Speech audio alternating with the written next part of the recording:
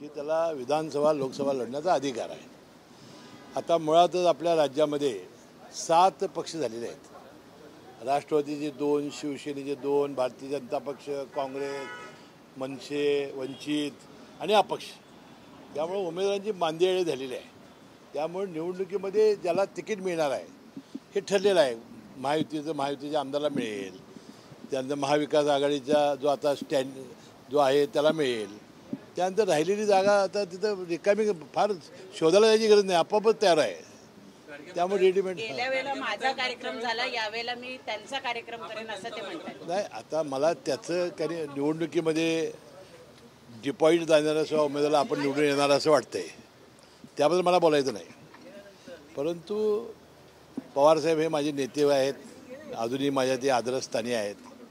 परंतु मला हे समजत नाही की पवारसाहेब, आता इतकी आम्ही माणसं 45 आमदार गेलो, परंतु पवारसाहेब आणि जयंत पाटील हे माझ्याच मागं, माझ्यासारख्या सामान्य अल्पसंख्याकाच्या मागं का लागले आहेत आणि इतका सातका प्रयत्न का करतायत ह्याचं कोडं मला जास्त आहे.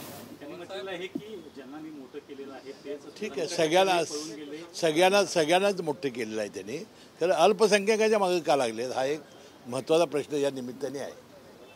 साहेबांचं असं म्हणणं आहे की आतापर्यंत जैविक चौकामध्ये एका व्यक्तीला साथ दिली, आता मात्र जी उपस्थित जनता आहे आता गेले माझ्या 6 निवडणुकीमध्ये, मंडलिक साहेबांच्या 4 निवडणुकीमध्ये हे पवारसाहेब ह्या गैबी चौकात आलेले आहेत आणि त्यांनी सातत्याने सांगितलेलं आहे राजाविरुद्ध प्रजा लढाई आहे आणि प्रजा जिंकत असते. त्याला तेच म्हणायचं होतं. तर ते कालचं जरा वेगळं होतं.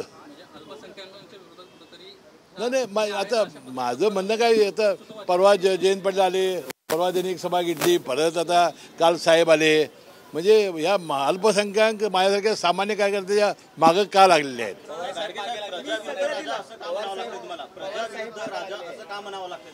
नाही, पण अशी ते पवार साहेबच म्हणतात ना दरवेळेला. त्यांची भाषणं ऐका कालची, याच्यापूर्वीची. त्यांनी कायमपणानं प्रजेचाच प्रचार केलेला आहे, रयतेचा प्रचार केलेला आहे आणि मनात त्यांची भूमिका तीच असावी. हे बघा, आता निवडणुकीचा रिझल्ट कळवेल. आपण निवडणुकी आधी बोलणं बरोबर नाही. शेवटी कुठल्याही माणसाला आपण कमी लेखत नाही. परंतु पवार साहेब से मेरा बैर नाही, समर्जात अब तुम्हारी खैर नाही.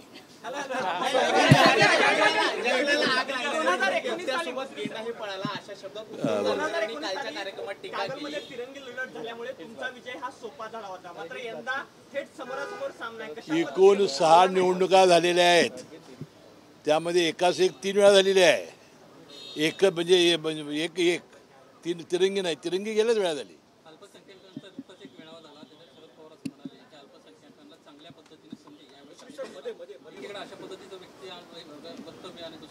नाही, मला त्याबद्दल म्हणायचं नाही. माझं म्हणणं काय की परवा ते प्रवेश करणार होते, जयंत पाटील आले होते, सभा झाली होती, पुन्हा साहेब स्वतः काल आले.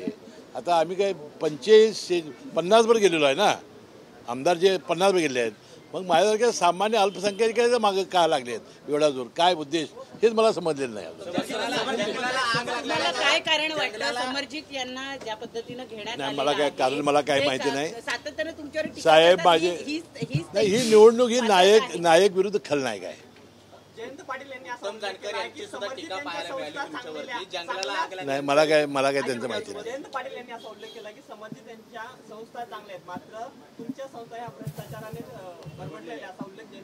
नाही, केलेलं नाही त्यांनी. जयंत पाटील बोलूच शकत नाहीत. नाही, बोलू शकत नाहीत.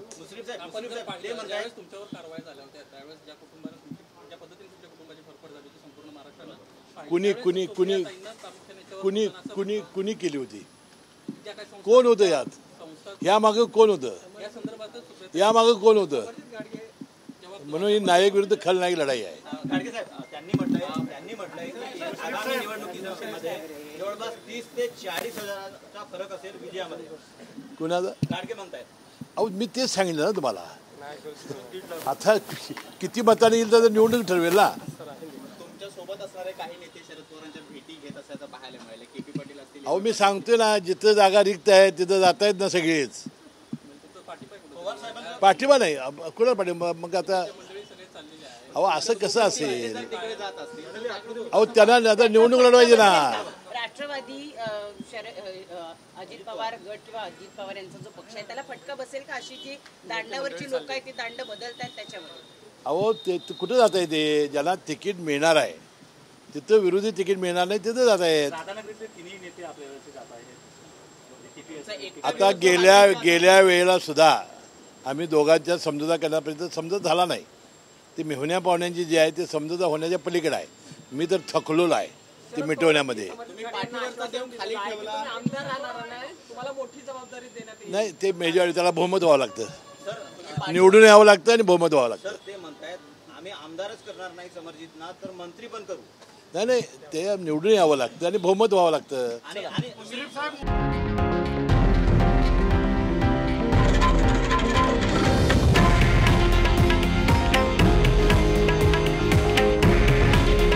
हे आहे देशातील नंबर 1 न्यूज नेटवर्क आणि आपण पाहत आहात TV9 मराठी.